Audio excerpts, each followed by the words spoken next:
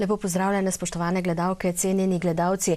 Tokrat bomo v oddaji aktualno govorili o premogovniku Velenje, o tem, kako je danes in zlasti, kaj se obeta v prihodnosti, kar pač lahko rečemo z današnjega vidika, tudi o oblikovanju oziroma preoblikovanju premogovnih regij in še veliko zanimivega bo povedal naš gost.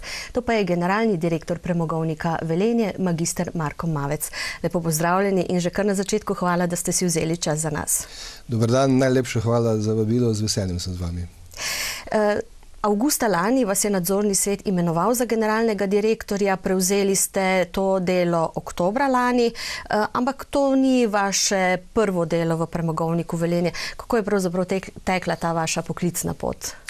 Tako je, v premogovniku Velenje sem, lahko rečem, spet nazaj zadnje dobre 3 mesece in še nekaj. Od lanskega oktobra, kot ste ugotovili, vendar moja prva zaposlitev v premogovniku Velenje je že kar več kot 30 let nazaj. Namreč prva zaposlitev, tista prva prava je bila leta 1989, ko sem pa se prvič srečal z premogovnikom, pa sem se pravzaprav srečal kot mlad srednješolec, kot nekdo, ki je želel iti študirati rudarstvo in sem želel vedeti, kaj in kam se podajam. Tako da prvo moje srečanje z jamo je bilo pravzaprav leta daljnega 81.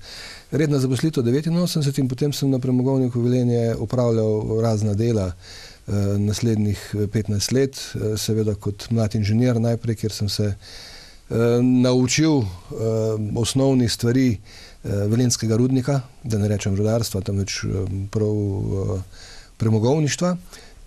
In potem sem skozi razne strokovne službe, kot so Javnomerstvo projektiva, hidrogeološka služba, osvajal različna znanja, spoznaval.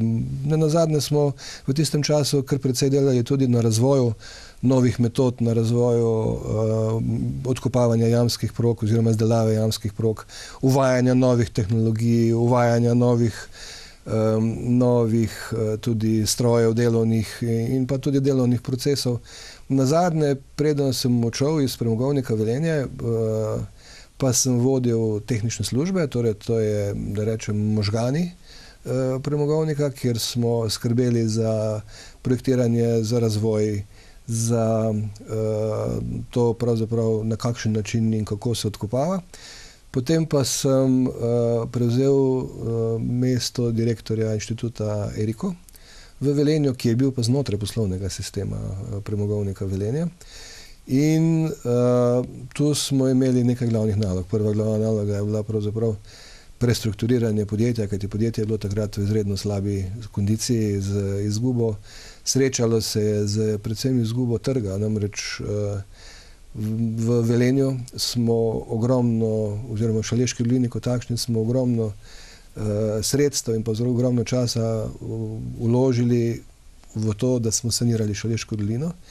In ob koncu sanacije Šaleške doline za en tak inštitut, kot je bil ERICO v takratni obliki, je pravzaprav zmanjkovalo dela.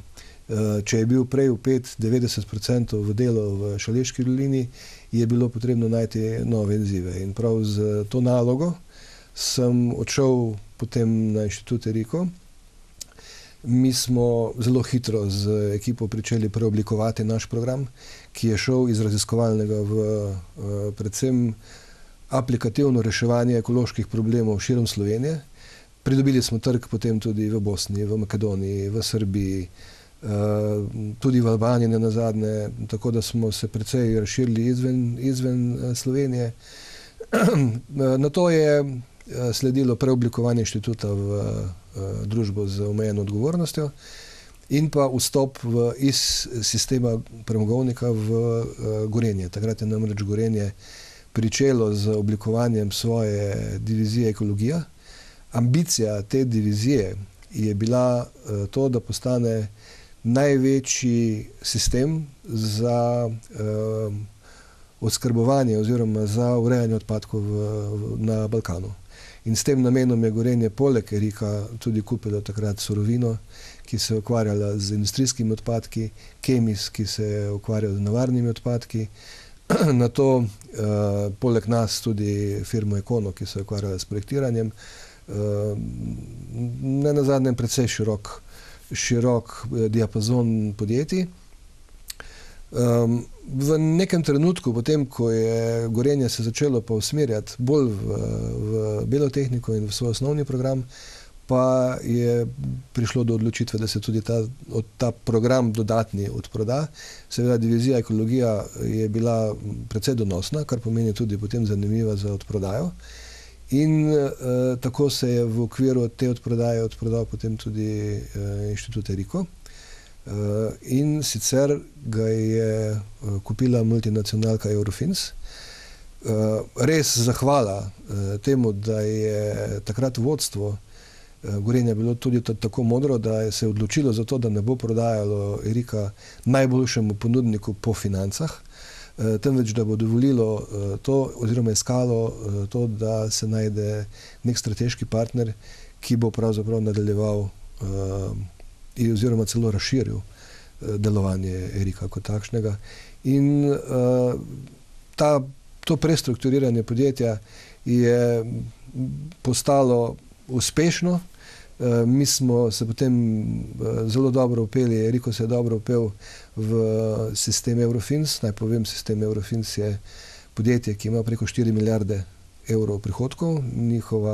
Njihov sedež je v Luksemburgu in deluje v 110 državah širom sveta. Zaposlenih ima pa, mislim, da trenutno zdaj že cirka 45.000 ljudi. Torej zelo, zelo širok sistem, ki je lahko dodal veliko prihodnost tudi storitvam v Eriku. In pravzaprav ta del prestrukturiranja in moje naloge v Eriku je bil po 15 letih končan. In ko sem dobil priložnost za to, da mi je bilo na nek način možno nadaljevati svojo kariero v izzivu Premogovnika Velenje, ki je tudi v situaciji, ki ni rožnata, sem razmislil o tem izzivu in ga tudi sprejel. Tako, no, samo ne bova govorila o Eriku, samo ali ostaja v Šaleški dolini? Absolutno, absolutno. Če bi bil kakršenkoli pomislek, potem se ta strateški partner niti ne bi izbral. Kar se tiče pa premogovnika, torej vi poznate pravzaprav jamo, premogovnik, tehnična znanja, vse?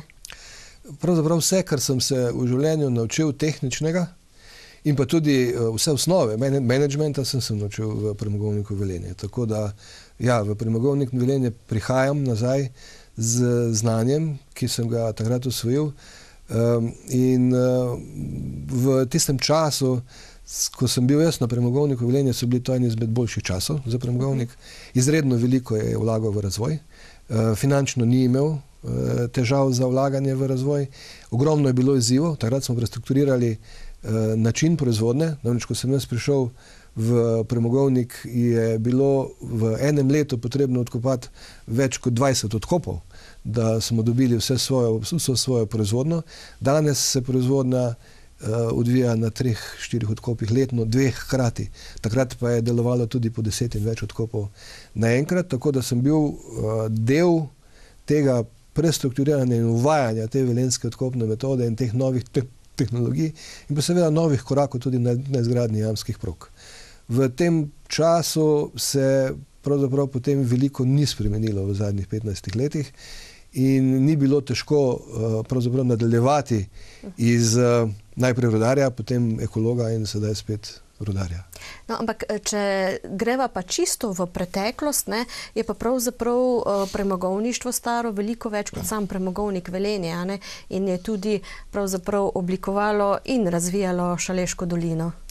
V Šaleški dolini se je vedelo vedno, ne vedno, ampak že kar nekaj stoletij, da je tukaj premog. Namreč sami izdanki premoga so bili tudi v škalah in celo v 18. stoletju se je že pričelo z tem, da so te plitke rove izkoriščali. Do resnega rudarjenja pa je pravzaprav prišlo v 19. stoletju.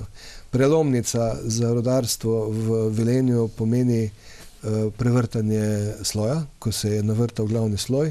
To je bilo leta 1875, torej letošnje leto bomo praznovali ne okroglo obletnico, temveč 145. obletnico pričetka rudarjenja, da rečem temu. Potem pa je tudi v koncem tega 19. stoletja je prišel v Velenje Daniel Lap, ki je bil prvi podjetnik, ki je želel z resno tehnologijo odkopavati tukaj v Šaleški dolini premog. In tam se je tudi potem postavila prva elektrarna kasneje in seveda premogovnik se je začel počasi razvijati. Svoj razmah pa je doživel v 50. letih po drugi svetovni vojni, ko je bila država, takratna Jugoslavija in pa seveda tudi Slovenija ob izrednem ekonomskem in industrijskem razvoju pravzaprav potrebna energije. In premogovnik se je začel takrat intenzivno razvijati. Iz proizvodne nekje, mislim, da je takrat bila manj kot 1 milijon ton, je potem zelo hitro razvil to, da je prišel na 5 milijonov ton odkopavanja in pa takrat v sistemu 4000 rudarjev, celo vsega skupaj bilo več kot 5000 tudi zaposlenih v tistem obdobju. In tako je ob tej rasti, seveda, ko je rasla potreba za energijo, pričela tudi rast potreba za delovno silo. In zato so se priseljevali v Velenje rudarji. Bila je pa takrat modra odločitev tako vodstva premogovnika, kot tudi nenazadnje lokalnih oblasti, da bodo rudarji bivali v modernih stanovanjih in tako je pričelo nastajati mesto Velenje, ki ga je pravzaprav je bilo zgrajeno za potrebe rudarjev in nenazadnje tudi z rokami rudarjev, kajti ogromno stvari, ki jih v Velenju vidimo, so izdelali v udarniških akcijah. Tudi sam se spomnim, kako sta moja starša in pa nenazadnje tudi jaz delal v teh določenih akcijah, ko smo, recimo, jaz se prav spomnim, takrat, ko smo v udarniško in pa z svojim delom pravzaprav polagali za kabelsko televizijo in za telefon in za podobne stvari. Tako da, ogromno z lastnim delom in pa seveda mnogo tudi s takratnim samoprispevkom, kjer so se odločali ljudje, da od svojih plač dajo v lokalno skupnost denar, s katerim se bodo gradile šole, se bodo gradile knjižnice in se bodo gradile podobne zadeve.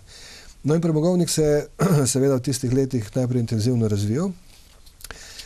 V 80. letih je potem doživel tisti vrh, ko se je tu v Velenju kopalo 5 milijonov ton premoga letno.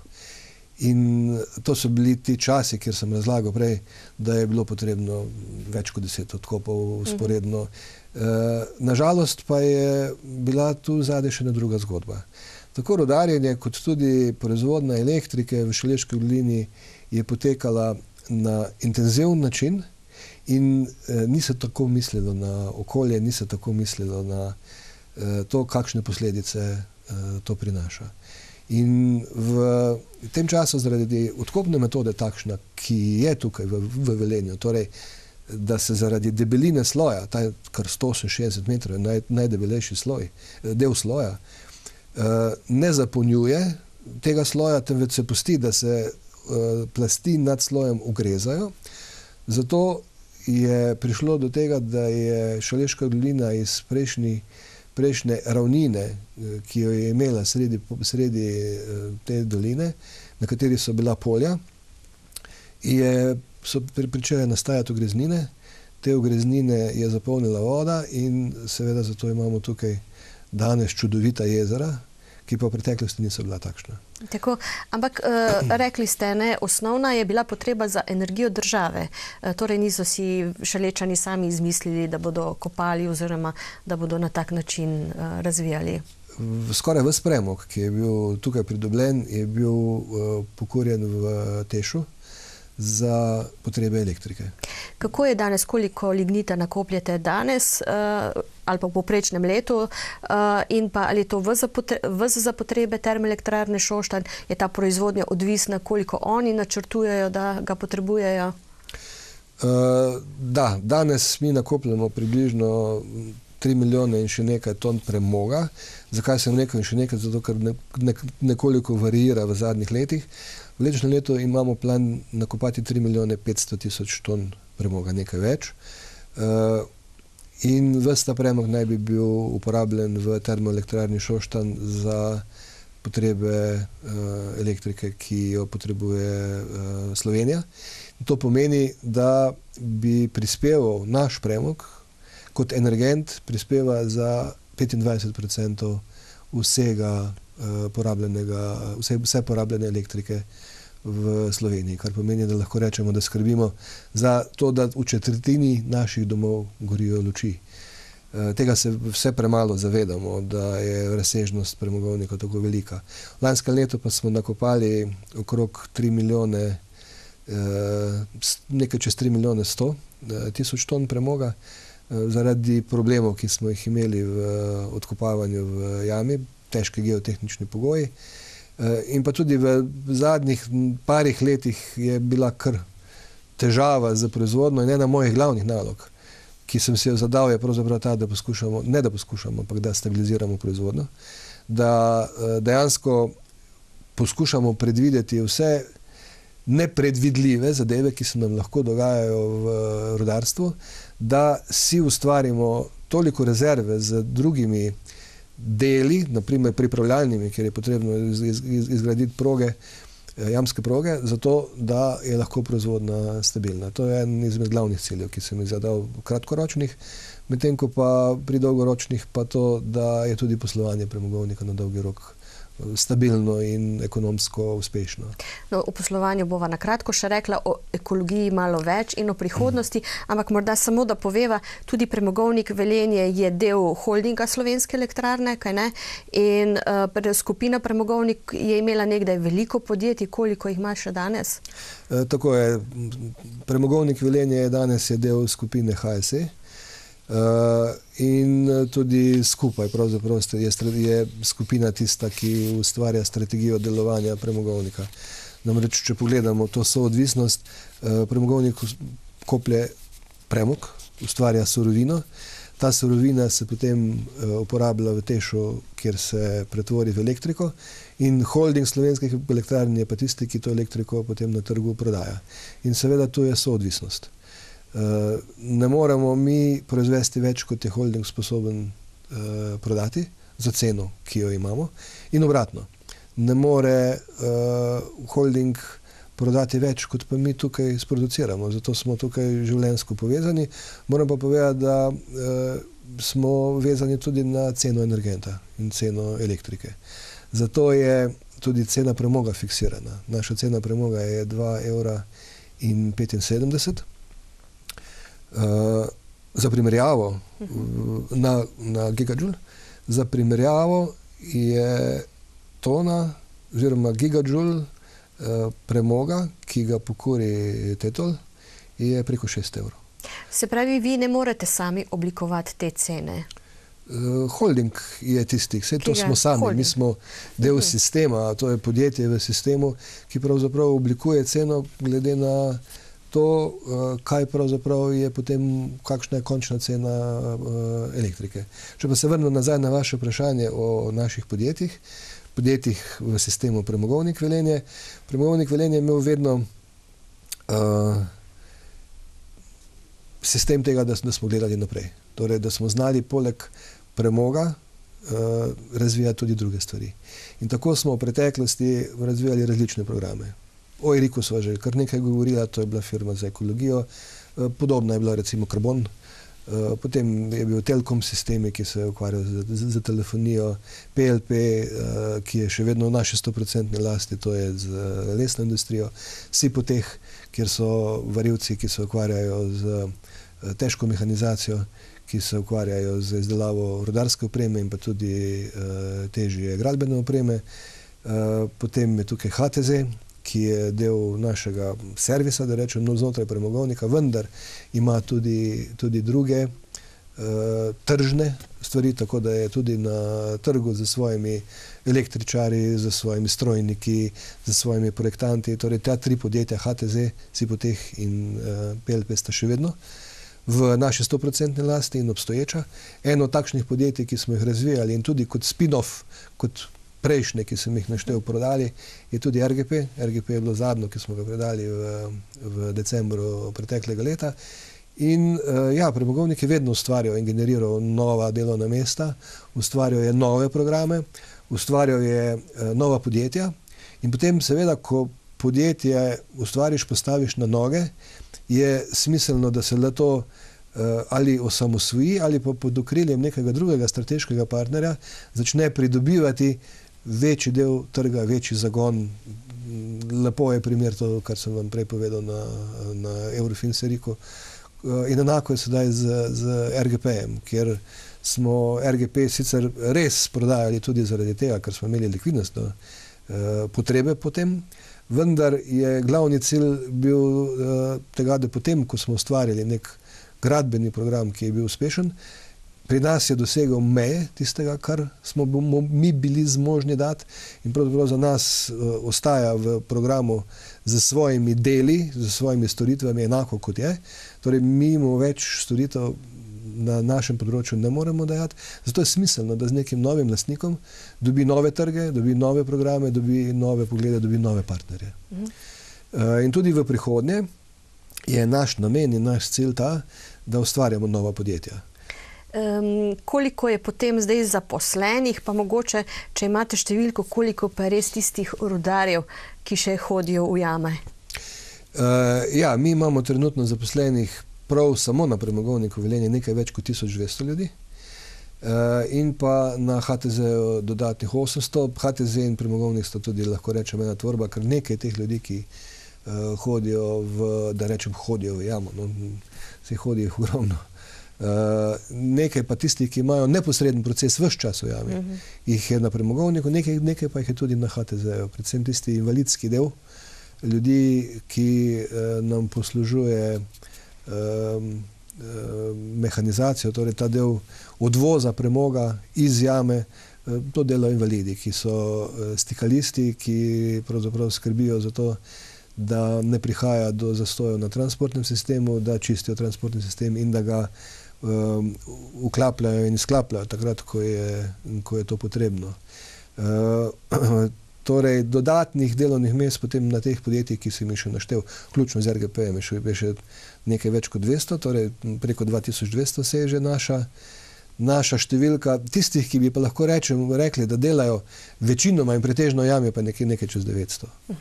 Ampak to verjetno malo se je le spremenilo, tudi bova tudi odkopni metodi pozneje, ampak tisto prav težaško najbrž ni več, ali vendarle, ker jama je le jama.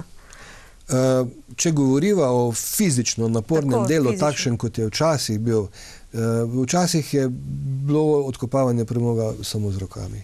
Mislim, da večina Velenjčanov je bila v muzeju in je lahko videla, kako je izgledalo delo rudarja. Rudar je imel takrat tako imenovano kroco, to je malo večja motika. Imel je na voljo razstrelivo in je pravzaprav odstrelil del premoga in ga potem ročno naložil na lesen voziček, ta lesen voziček pa so potem konji vozili ven. In ta odkopna metoda se je razvijala potem z leti, konje so zamenjali lokomotive so potem zamenjali tekoči trakovi, ki jih imamo danes transportni, z razstrelivom več ga ne uporabljamo za to, da bi pridobivali premog. Razstrelivo se samo pri nekih določenih posebnih operacijah in veliko manj uporablja. Medtem ko pa to kroco in fizično delo pa so nadomestili stroji. Vendar ni mogoče popolnoma eliminirati daleč od tega fizičnega dela. Še vedno je delo v jami zahtevno. Zahtevno je tako fizično, ker mora biti človek krepak, ker ni malo stvari, ki jih je treba dvigniti, preložiti, urediti, nazadnje moraš biti fizično fit. Druga stvar pa so pogoji, v katerih se delajo. Ali pa bom rekel tako, takrat, ko nekoga pripeljemo, ki ne pozna rudarstva in ki ni videl odkopa in ko vidi, v kakšnih razmerah delajo rudarji, ko vidi takrat, ko se pridobiva predvsem stropni del premoga, ko vidi, kakšnem prahu morajo delati vsi ti delavci in v kakšnih razmerah potem pravi, ne morem verjeti, da so razmere take in hvala Bogu, da rudarji zaslužijo se vsak evro, ki ga imajo. In predvsem si še vedno zaslužijo veliko naše spoštovanje. Spoštovanje vseh, ki prižgemo luč in zasveti elektrika, tudi na njihovih plečih je to. Morda samo, da ne pozabiva, mislim, da se malo dotakneva tega poslovanja, torej dobičkonosno ravno ni, ne? Da bi mi ustvarjali profit, ga v zadnjih letih ne. Mislim, da v zadnjih 4 letih, da je bil enkrat dosežen plan in tudi enkrat dosežen ostanek. Vendar v preteklosti je to bil normalen, profitabilen posel. Kar pomeni, da ni nemogoče iz premoga ustvarjati dobiček. Vendar, kot sem povedal prej, mi moramo še enkrat pogledati na premogovnik Velenje in na Tež kot na eno enoto. Torej, vse skupaj mora biti tisto, kar prinaša dodano vrednost in kar prinaša denar in kar prinaša ostanek. Kar pa je. In če ima ena enota izgubo, še ni pomeni, da je v celoti izguba. To je prva zadeva. Druga stvar pa je ekonomija obsega. Mi takrat, kadar se nam zgodi, da ne uspemo dosegati plan, tako kot je bilo to v lanskem primeru, v primeru leta 2019, potem seveda tudi pri takem obsegu fiksnih stroškov in vsega ostalega, kar je, se ekonomika ne izide. In se posluje z negativo, medtem ko pa, če se naredi normalno proizvodno, kot je planirana, letos imamo plano, kot sem že omenil, nekaj več kot 3,5 milijona, postane ta stvar profitabilna in ostane nekaj milijonov profita. No, prej ste govorili nekaj tudi o odkopavanju. Obstaja prav velenjska odkopna metoda, se pravi, da ste razvili nek svoj način pridobivanja? Omenjal sem že, da je sloj na najdebelejšem mestu debel, ko je bil prevrtan 168 metrov. Takih debelih slojev, ki bi jih odkopavali pod zemljo, torej, ki so tudi do 500 metrov globoko, kjer se ne splača z pridobivanjem iz površine, torej z odprtim kopom, je v svetu zelo malo. Še manj pa je takih, ki bi imeli lignit, ki je manj kalorični premog kot pa recimo torjavi ali pa črni premog. In če smo želeli biti v Velenju ekonomsko uspešni in da je bilo rentabilno ta premog odkopavati, potem smo morali razviti svojo odkopno metodo. Ta odkopna metoda je po svetu poznana. Drugačna od ostalih je pa v tem, da pri normalni odkopni metodi za premog se premog samo reže. Torej, če si predstavljate, izgledate se dva, da rečem laiku, ki tega ne pozna, dva tunela pod zemljo, ki sta vsak narazen nekje, zdaj imamo med 150 pa 250 metrov, se potem povežeta in se tukaj potem ugradijo se te sekcije, ki jih lahko vidite zunaj, ki se pravzaprav ščitijo pred padcem premoga, in pa ugradi se napredovalni stroj, ki reže ta premog pred sabo. In pri normalni odkopni metodi, kot jo imajo zunaj, gre samo za to rezanje. Kar pomeni, da med tema dvema tuneloma, ki sta dolga 1,5 km ali pa nekaj več, in zvezana skupaj na dolžini 150 do 250 metrov, se pač ta pravokotnik, oziroma ta, da rečem, ta kvader, ki je v tem območju, se z rezanjem premog pridobi. Gre za običajno tudi tam 600 000, pa tudi čez milijon včasih ton premoga na enem takšnem odkopnem delu. Razlika med to normalno odkopno metodo in našo je v tem, da ta potem ima višino maksimalno lahko 4 metre, toliko, kolikor se lahko reže. Pri nas pa je odkopna metoda takšna, da mi uspemo pridobiti še 10 metrov, do 10 metrov nad tem delom. Pravzaprav pustimo, da tlaki zdrobijo premog, naravni tlaki, teža hribine nad tem, in ga potem pred tem odkopnim delom spredaj dobimo in ga pridobimo na transporter, in v tem je ta metoda prav posebna. Ni tako enostavna, kot sem jo zdaj opisal. Enostavno je ta del drobljenja premoga, vendar gre tukaj za mnogo več. Namreč nad premogom je plast gline, ki ščiti pri tem, da v rudnik ne vdre voda oziroma voda pomešana z vodonosnimi peski, ki so nad premogom.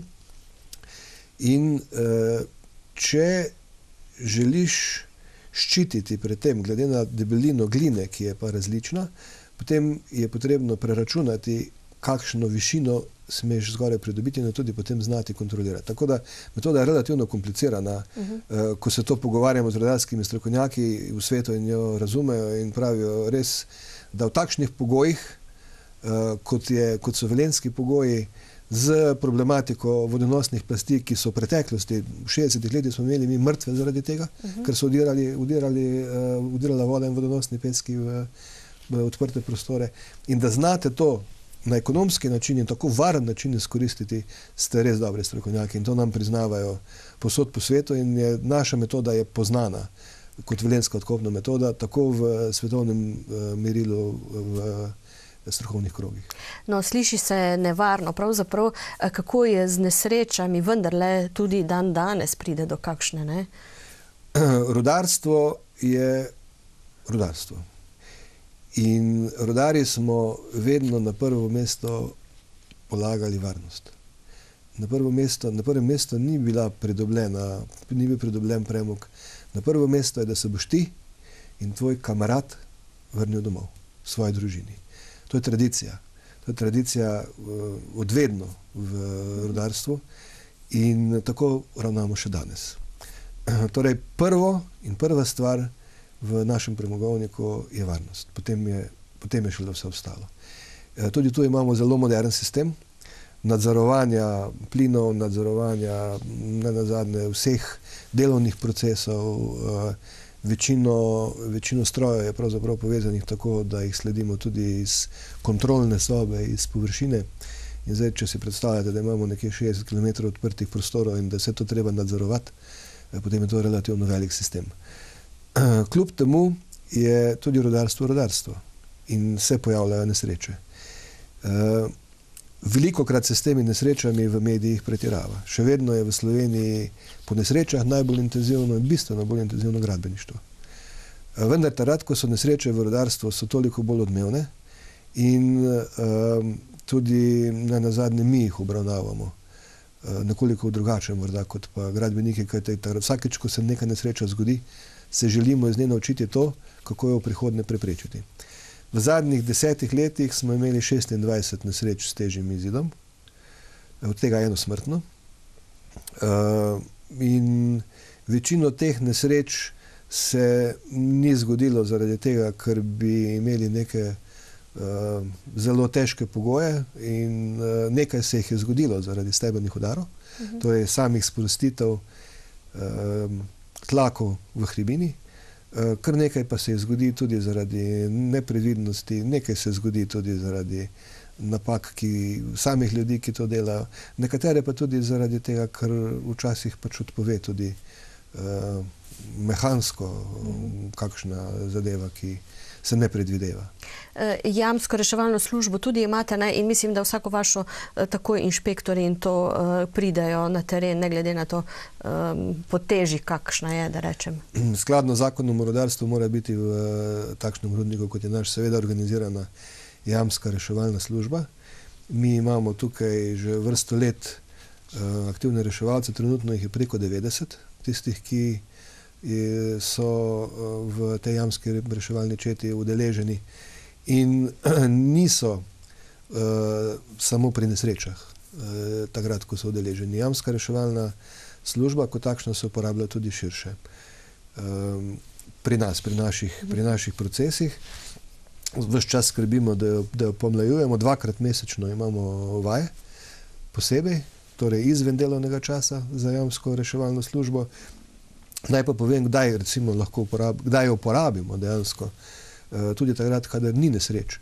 Mi smo ravno imeli prejšnji vikend eno tako zadevo, ko smo sklicali reševalno četo, zaradi tega, ker je bilo treba delati določene operacije pod dihalnimi aparati. Premog kot tak je dovzeten za oksidacijo.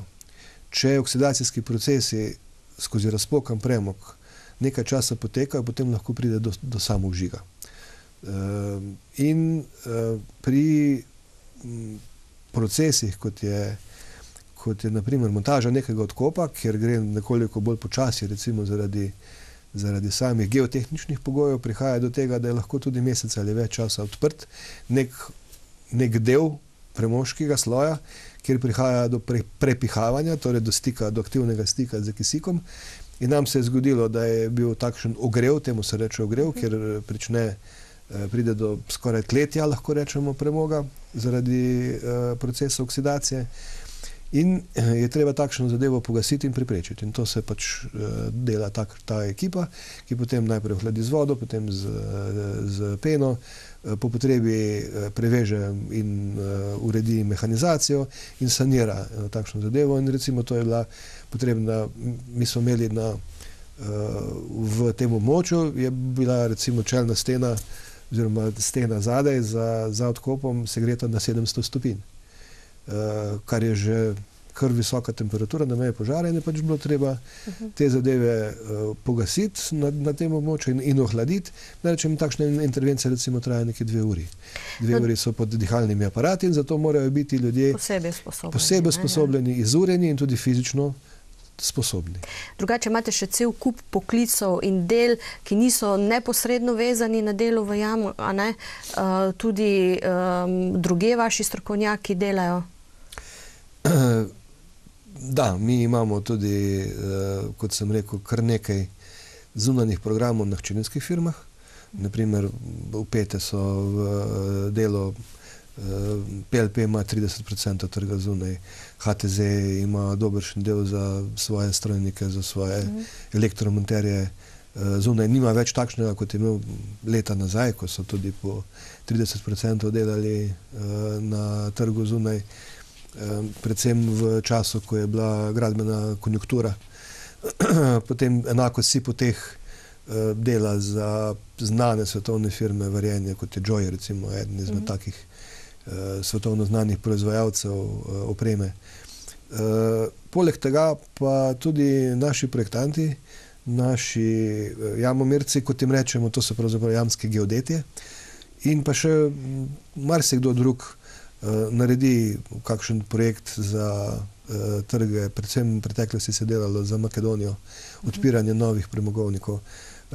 Še vedno delamo to, da v Bosno in bosanske rudnike uvajamo nove tehnologije, naša znanja, da našo opremo, ki ni več primerna za kapacitete, ki jih mi želimo imeti, obnovimo, prodamo v te rudnike, ki pa je za njih to še ustrezno, in seveda tudi naučimo ljudi, kako z tem delati. Za njih je to korak naprej, za nas pa hkrati posel.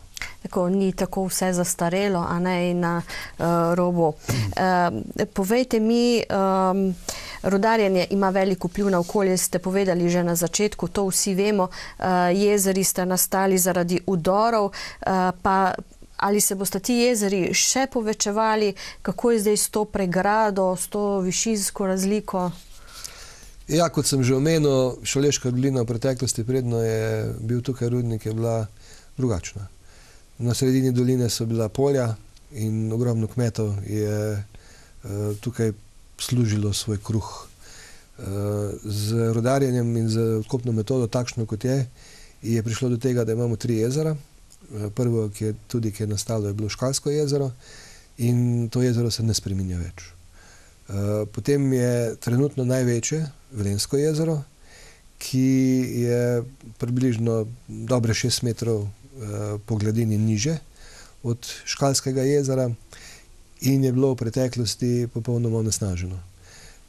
Onesnaženo je bilo pa zaradi tega, ker je bila ideja, da bi se ne dovolilo širjenje jezera, temveč da bi se z pepelom zapolnjevala ta odorina.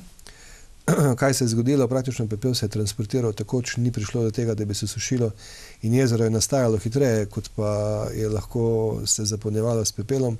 Sploh, če vemo, da je pepel nekje 15% od tega, kar je volumen premoga in pomeni, da ga pravzaprav ni dovolj, da bi lahko zapolnil vse, kar naravi vzameš.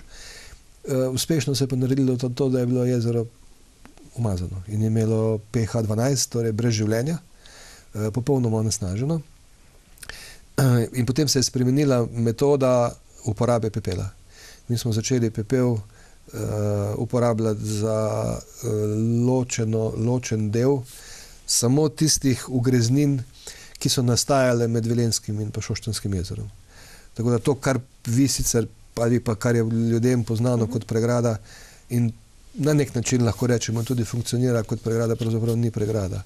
Temveč se samo vzdržuje nivo tal takšno, kot je včasih bilo. Torej, da ves čas ostaja na isti koti in s tem se preprečuje, da bi se Velensko jezero združilo z Šoštanskim jezerom. Zakaj je to pomembno? Spet zato, ker je nadaljnji 6,5 metra višinske razlike med gladinama obeh jezer. In bi v primeru, da ne bi mi izvajali sanacije prostora med obema jezeroma, in to imenujemo tega področja, to imenujemo področje sanacije ugreznin. Če tega ne bi izvajali, potem bi se pač tam prav tako bi nastala odorina. Velensko jezero pa bi bilo bistveno manjše, kot je Šoštansko, kot je danes Velensko jezero, z gladino, ki bi bila nižja nekje 5-6 metrov.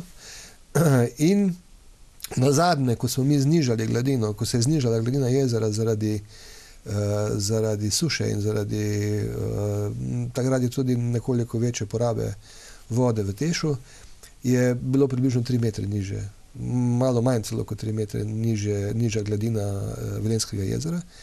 In se je zaradi tega, ker se potem spremenijo tako tlaki, ki držijo nazaj, da rečem, hribine okrog, kot tudi zato, ker se zniža gradient podtalnice, torej ker pade podtalnica okrog, je prišlo do tega, to je bilo v 90-ih letih, če se boste spomnili, verjetno se marsikdo od vas spomni, je prišlo do ogromnega plazu pod takratnim APS-om, torej na Kunta Kinte, kjer je odneslo kar nekaj hišk. Hkrati pa je prišlo do tega, da nam je začelo drseti pesje. In je bilo kar nekaj premikov v pesju, prav zaradi tega, ker se je znižala gladina vode. In točno to bi se zgodilo, če znižamo gladino vode. Začele bi nam drseti okoliški tereni. Lahko si mislite, kakšna škoda bi bila. Takrat, naj povem, se je klasirnica pomaknila za pol metra. So bili premiki precej občutni in precej veliki. In zato je potrebno vzdrževati to področje sanacije ugreznin in ni mogoče združiti obeh jezer. In ni mogoče in se ne bosta širili? Jezero, naj povem še naprej, Velensko jezero se trenutno samo poglablja. Kar nekaj še je pod Velenskim jezerom na zahodnem delu, torej pri tem področju sanacije ugreznin je še kar nekaj del in še kar nekaj premoga za odkopavanje. Medtem ko pa bistveno se bo povečalo pa Šoštansko jezero. Namreč mi imamo predel Gabrk, v katerem so še znatne količine premoga, tam bo intenzivno rudarjenje in se bo daleč v Gabrško polje še pomaknilo Šoštansko jezero, ki bo na koncu po površini večje, kot pa je Velensko. Gre za zelo občutljive zadeve, ne? To ni kar nekaj tako po domače, bomo vozili zemljo levo, desno, malo tu, malo tam. Verjetno zelo pozorno spremljate vse to. Zelo pozorno in zelo podrobno spremljamo. Zakaj je bilo zdaj v preteklosti nekaj težav, kar se tiče tega področja sanacije ugreznin, tudi to lahko povem. Namreč mi imamo ob tej intenzivnosti rudarjenja, ki je trenutno pod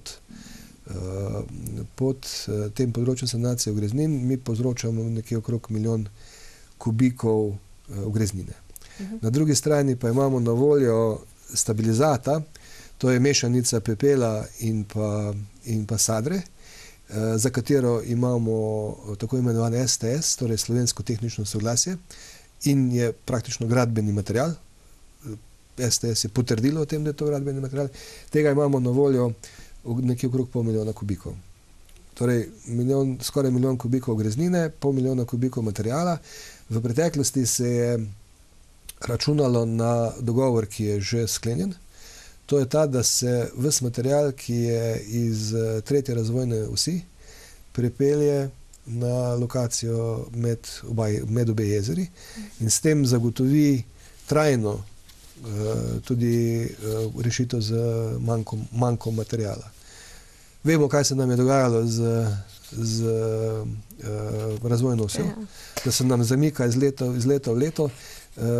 Za druge materijale je pa problem ta, da je v Sloveniji izredno nefleksibilna in zahtevna zakonodaja za to, da pripelješ na to območje druge materijale, druge skope.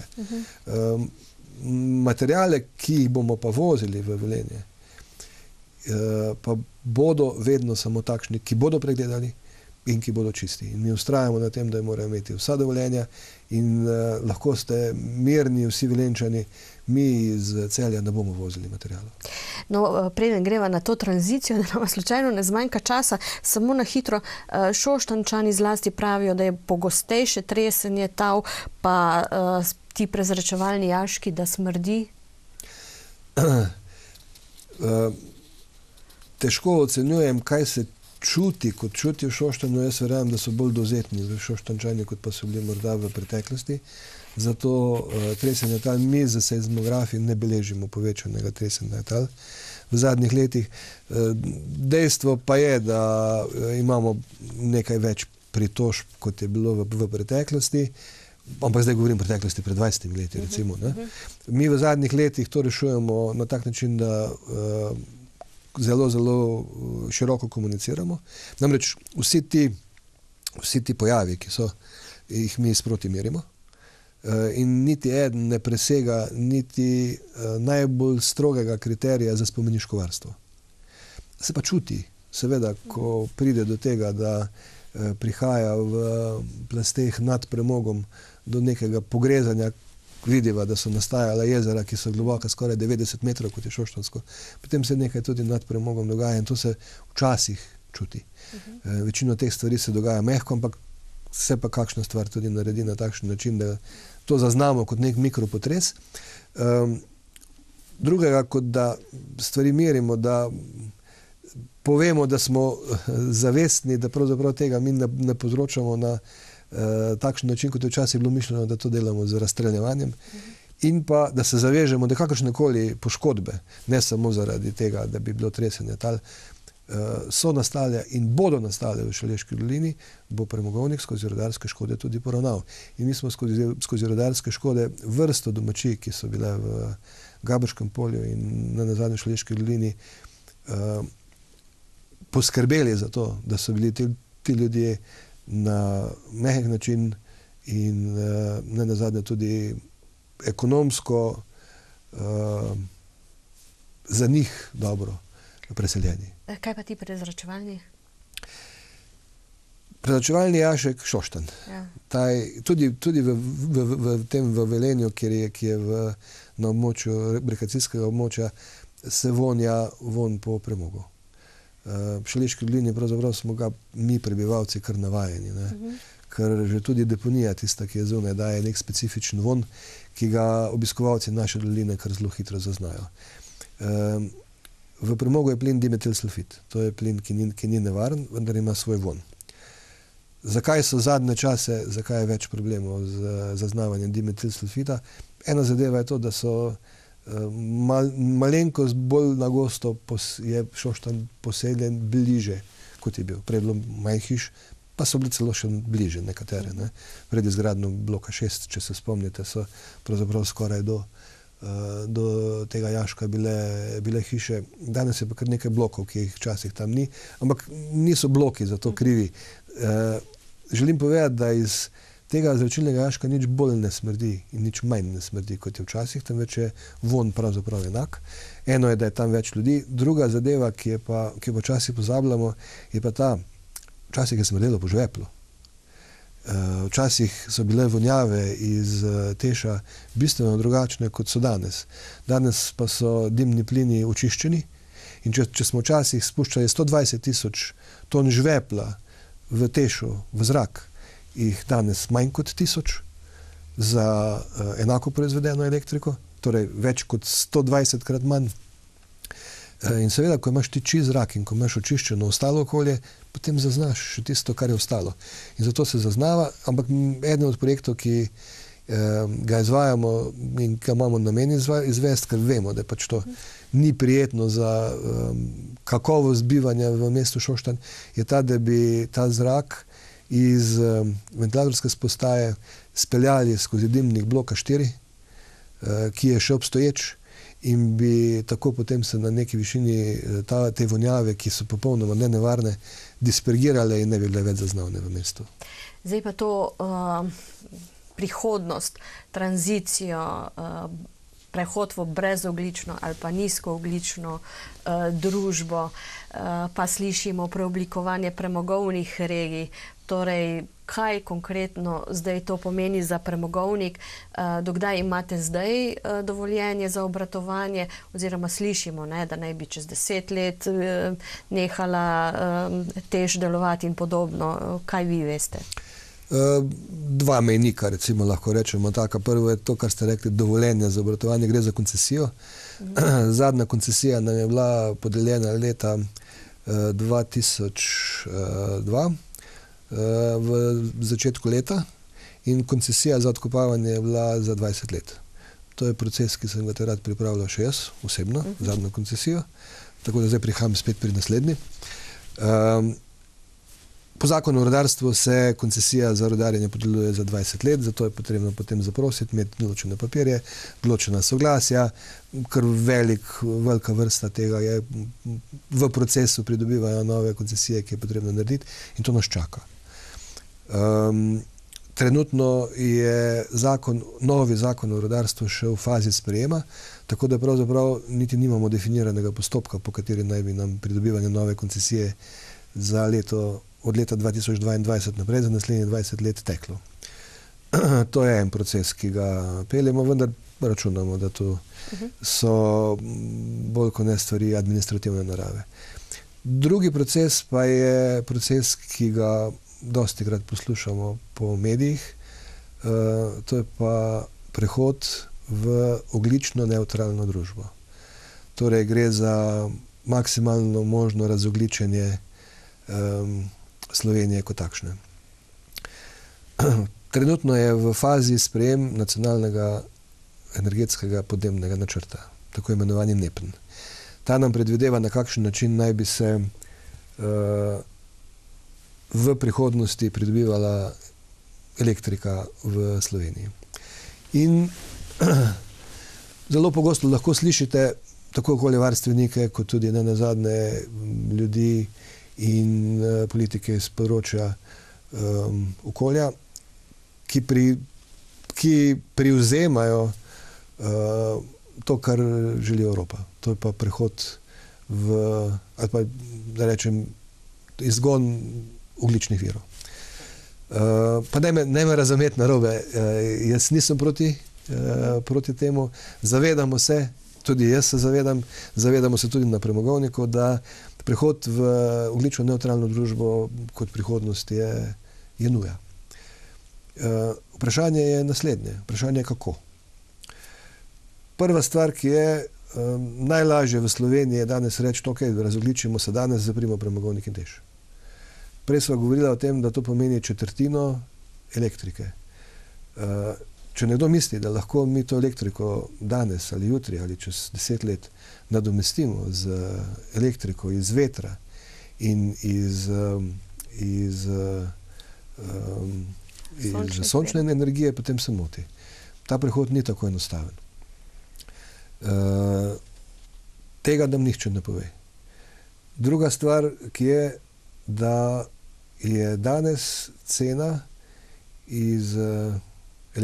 cena elektrike iz premoga, ki je relativno draga, zdaj bom govoril o proizvodni ceni, nekaj čez 50 evrov. Cena iz sonca ali vetra z vsemi subvencijami, ki jih računam zraven, pa je 3-krat toliko.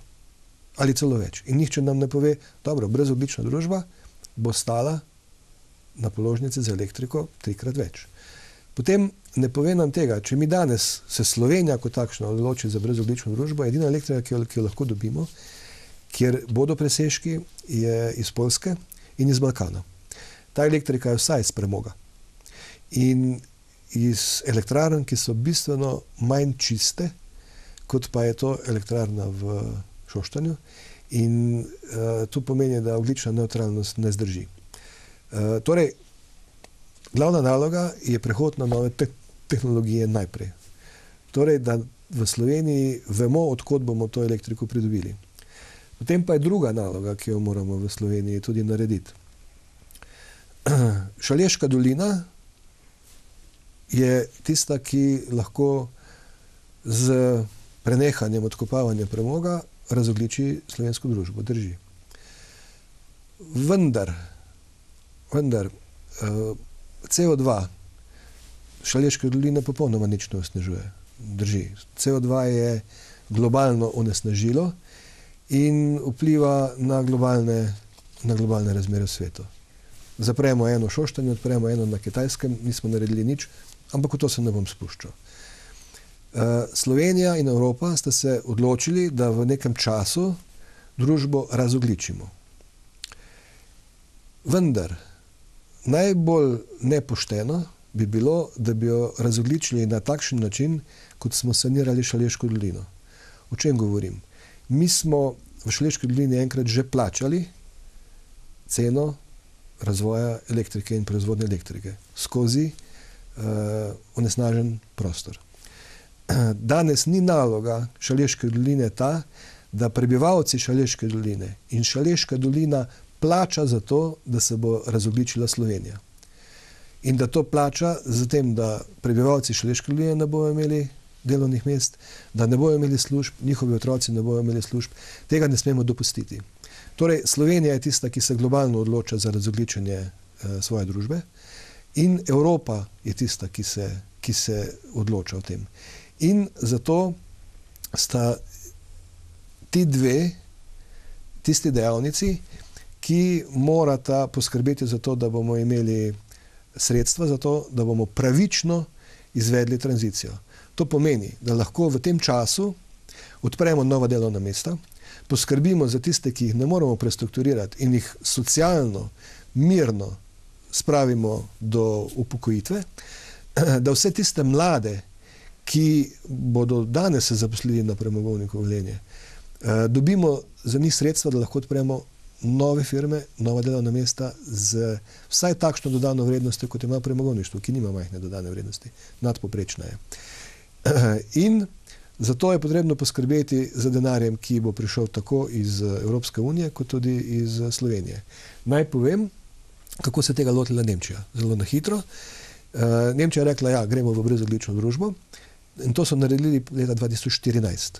In so oblikovali program Kohleausstieg, torej izhod iz premoga. Dobili so skupaj vse deležnike, torej lokalne skupnosti, državo, podjetja, ki se morajo zapreti, nevladne organizacije, in so naredili program, kako bodo zapirali premogovnike in nazadnje tudi, od kje bodo dobili zeleno energijo.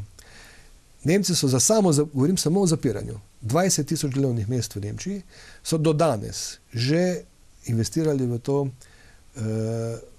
to 4 milijarde evrov v zadnjih 6 letih in namenili do leta 2038, ko je predviden izhod iz premoga, 40 milijard evrov iz svojega proračuna, ne iz evropskega, iz svojega, samo zato, da prestrukturirajo svoje regije, da namenijo nove vsebine, ki bodo potem prinašale nova delovna mesta, in da poskrbijo za socialno pravičen transfer v brezogljično družbo. Zdaj, to preoblikovanje premogovnih regij, kaj Šaleška je ena premogovna regija ali je Slovenija ena premogovna regija, kako je to? Mi imamo sicer dve lokalni regiji, torej Zasavje in pa Šaleško dolino, pravzaprav pa se to smatra kot ena regija. V pripravi je trenutno na nivoju Evropske unije uredba, ki skrbi za pravično tranzicijo rudarskih regij. V tem delu trenutno je namenjeno 7 milijard, mislim, da je številka 7 milijard v naslednjem fiskalnem obdobju Evropske unije. Od tega je namenjeno Sloveniji 92 milijonov evrov. Govorimo o 92 milijonih evrov. Če pogledamo tranzicijo, ki jo planira Nemčija do leta 2038, pa govorimo 20.000 delovnih mest, 40 milijard, pri nas je 2000 delovnih mest, preračunajte. In kdo bo odločal o porabi teh? Ste zraven tisti, ki vas najbolj to prizadeva? Sej najbolj prizadeva to prebivalce Šaleške regije in tisti so zraven. Mi in katerekoli gospodarski dejavnik se lahko z programi tranzicije, torej novih delovnih mest, prijavi za ta denar, za teh 92 milijonov. Premogovnik neposredno je poleg tega, da bi razvijal nove programe, upravičen pa tudi do tega, da lahko z tem denarjem sanira površino in rudarske škode, ki so nastale na tem. Tako da za nekaj denarja računamo na to, nekaj pa tudi za nastanek novih delovnih mest, novih spin-offov, novih podjetij in novih programov, kot sva že govorila, da so v preteklosti nastajali in bomo z enakim modelom poskušali dobiti tudi nova delovna mesta. Tako, ker tudi še vabite kadre k sebi, še štipendirate tudi kaj? Še štipendiramo, seveda, in tudi veseli smo kadrov, kadri pa naj se ne bojijo. Ravno zato, ker mi vemo, da v naslednjih 20 letih bo premogovnik še definitivno deloval. Tranzicija ne bo šla od danes na jutri. Hkrati pa vemo tudi to in delamo tudi že danes na tem, da bo za kader, ki se bo danes zaposlil, nekje nova priložnost, novo delovno mesto in nov trg drugje, ki ne bo odvisen direktno od premoga in elektrike. Tako, hvala lepa za tale pogovor. Verjamem, da bomo na to temo se še pogovarjali v našem studiu. Z veseljem sem bil pri vas, hvala tudi vam. Tudi vam, spoštovane gledalke, cenjeni gledalci, hvala za pozornost. Lep večer še naprej vam želimo.